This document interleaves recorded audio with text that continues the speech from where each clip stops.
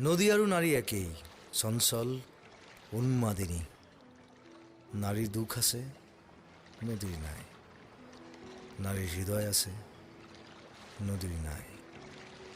তথাপিও এগৰাকী নাৰীয়ে নিজক নদীৰ লগত তুলনা কৰে। আইনা এখন চাই ফুট এটা লওঁতেই ৰাতিপুৱা এটা বুলি ভাবে। তেওঁৰ চলি নদীৰ কোবাল সোঁত যেন, আঙুলিবোৰ যেন ইকুৰাৰ গছ।